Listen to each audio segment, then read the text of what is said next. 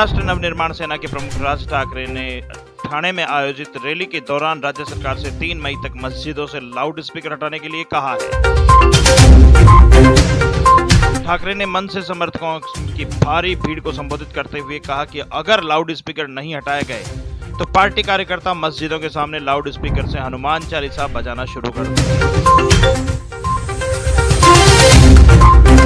ठाकरे ने मंगलवार बनी रैली के दौरान कहा कि अगर राज्य सरकार ने कार्रवाई नहीं की और सभी लाउड स्पीकर को नहीं हटाया तो फिर उन्हें या उनकी पार्टी को आगे की कार्रवाई के लिए जिम्मेदार नहीं ठहराया जाए। इस महीने की शुरुआत में मंच से प्रमुख ठाकरे ने घोषणा की थी कि महाराष्ट्र सरकार को मस्जिदों के सभी लाउड स्पीकरों को हटा देना चाहिए क्योंकि इनसे दूसरों को परेशानी होती है। ठाकरे ने कहा था कि वह किसी भी प्रार्थना के खिलाफ नहीं है, लेकिन लोगों को अपने अपने घरों में अपनी आस्था का पालन करना चाहिए और दूसरों को परेशानी नहीं देनी चाहिए।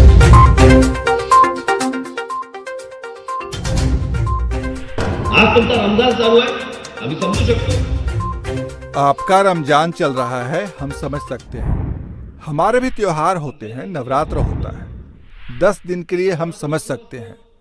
फिर लाउड स्पीकर कम ही लगाना चाहिए, ये अलग बात है। त्योहारों के दौरान हम समझ सकते हैं, लेकिन आप 365 दिन लाउड स्पीकर लगाते हैं, क्यों और किसके लिए? 3 तारीख को ईद है। मेरी राज्य सरकार गृह विभाग को विनती है, हमें दंगा या कुछ और करना नहीं है, हमारी इच्छा भी नहीं है। महाराष्ट्र का स्वास्थ्य हमें खराब करना नहीं है। लेकिन आज 12 तारीख है, 12 से 3 मई तक महाराष्ट्र के सभी मौलवियों को बुलाओ, उन्हें बोलो सभी मस्जिदों पर लगे लाउड स्पीकर उतरने चाहिए। 3 मई तक आपको हमसे कोई परेशानी नहीं होगी। मस्जिदों पर लगे इन लाउड स्पीकर से पूरे देश को परेशानी हो रही है। इसमें धार्मिक विषय कहां से आया? आपको जो नमाज पढ़ना है, अजान देना है, घर में करो। शहर के रास्ते और फुटपाथ क्यों रोक रहे हो? प्रार्थना आपकी है, हमें क्यों सुना रहे हो? आपको बताकर भी अगर आपको हमारी बात समझ में नहीं आ रही है कि भोंपू उतारो, आप बिना वजह हमें तकलीफ मत दो। ये साफ साफ बताने के बाद भी अगर समझ नहीं रहा होगा तो आपकी मस्जिद के बाहर हम हनुमान चालीसा बजाएंगे, मतलब बजाएंगे। हम माहौल खराब नहीं कर रहे हैं, ये धार्मिक नहीं सामाजिक विषय है। आइए जानते हैं ठाकरे के इस बयान के बाद क्या प्रतिक्रिया है मुस्लिम गुरु से मौलाना सैफ अब्बास से।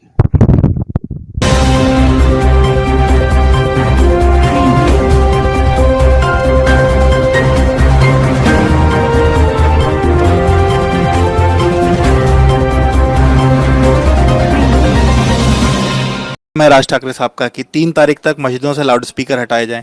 आप इसको कैसे देखते हैं? क्या कोई साजिश है या इसके पीछे उन्होंने एक तर्क भी दिया है कि सुप्रीम कोर्ट के आदेश हैं जिसको लेकर के ये जो चीज़ें जो लाउड स्पीकर है वो हटाया जाए? बिस्मिल्लाहिर्रहमानिर्रहीम। देखिए, ऐसा है कि राज ठाकरे साहब ने जो बयान दिया है, अगर वो सुप्रीम कोर्ट का हवाला दे रहे हैं तो सुप्रीम कोर्ट का इम्प्लीमेंट कराना जो है वहाँ की एक चुनी हुई सरकार है, उसकी जिम्मेदारी है।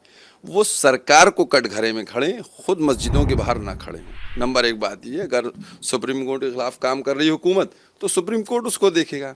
लेकिन इस तरीके से कि मस्जिदों से लाउड स्पीकर, ये मुल्क संविधान से चलेगा, किसी की दादागिरी से नहीं चलेगा। कि आप कह दिए मस्जिदों से हटा दें, कोई उठे कहे मंदिरों से हटा दे, कोई कहे गिरजाघर से हटा दे। संविधान से चलेगा। कोई संवैधानिक तरीके से अगर आप बात करेंगे तो उसका जवाब दिया जाएगा। वहाँ सरकार है, वो सरकार उनको कैसे निपटेगी, कैसे उनको सही करेगी, वो है। क्योंकि देखिए, उनके अंदर न उनको धार्मिक आप कह सकते हैं, न उनको पॉलिटिकल कह सकते हैं। वो किस बेस पे बात कर रहे हैं, वो क्या है राज ठाकरे जो हैं?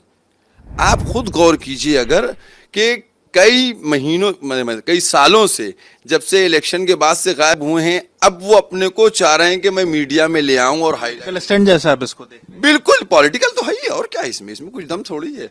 अच्छा, कि एक बात उन्होंने और कही, अगर ये मस्जिदों से उन्होंने कहा कि लाउड स्पीकर नहीं हटाए जाते हैं तो वो सभी मस्जिदों के बाहर 3 तारीख को, जिस दिन ईद की बात कही जा रही है, उस दिन उन्होंने कहा कि वो हनुमान चालीसा का पाठ करेंगे मस्जिदों के बाहर बैठ करके। देखिए, मैं उनसे खुद कहता हूँ कि मस्जिदों के बाहर ये सारा लॉ एंड ऑर्डर देखना वहाँ की गवर्नमेंट को और पुलिस की जिम्मेदारी है।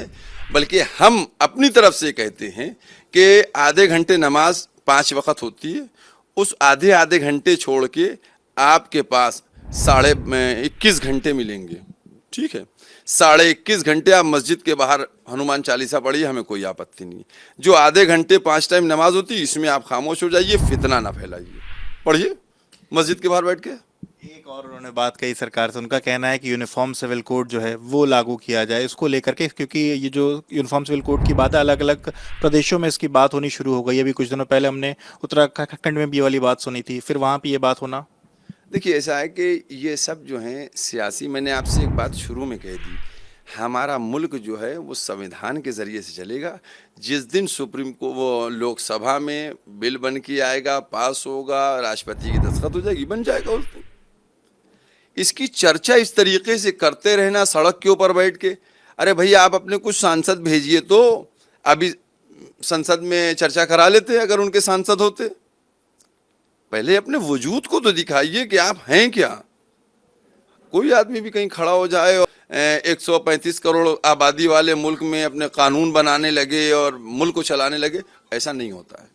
राजस्थान में भी इसी तरीके के विवाद देखने को मिल रहा है। राजस्थान में पिछले दिनों एक हिंसा हुई थी, उसके बाद से वहां पर जो सरकार है उसने आदेश दिया है कि किसी भी तरीके की जो धार्मिक यात्रा होगी उसमें भी कोई किसी भी धर्म का जो प्रचार प्रसार के जो बैनर पोस्टर है वो नहीं लगाएगा, कोई झंडा नहीं लगाएगा। यहाँ तक कि अगर कोई धार्मिक यात्रा चल रही तो कोई भी उसको देख नहीं सकेगा ऊपर से। इसको कैसे देखते हैं? देखिए ऐसा है कि अभी जो रामनवमी हुई है, इसमें हमने बहुत से दृश्य देखे हैं सोशल मीडिया के ऊपर, चाहे गुजरात का मामला हो, चाहे मध्य प्रदेश का मामला हो, चाहे राजस्थान का मामला हो। हम ये समझते हैं कि हमारी जो मुल्क की खुफिया एजेंसियां हैं उनको इस वक्त बहुत अलर्ट होने की ज़रूरत है, क्योंकि हमारे मुल्क के अंदर ऐसे अनासिर, ऐसे लोग आ रहे हैं जो चाहते हैं यहाँ के भाईचारे को तोड़ा जाए, यहाँ के जो आपस में रिश्ते बने हुए उनको ख़त्म किया जाए। लिहाजा ये हमारे लिए बड़ा सख्त वक्त है, क्योंकि हम देख रहे हैं बहुत से तरीके से। आप अगर मीडिया में लोग हैं, आप लोग अगर इस बात को देखेंगे, हिजाब से लेके गोश्त और बकरा और ये सारी चीज़ें जो चल रही हैं, ये मुल्क है भैया। महंगाई बढ़ती चली जा रही है, स्वास्थ्य का क्या है, शिक्षा क्या है, कोई पुरसाने हाल नहीं है।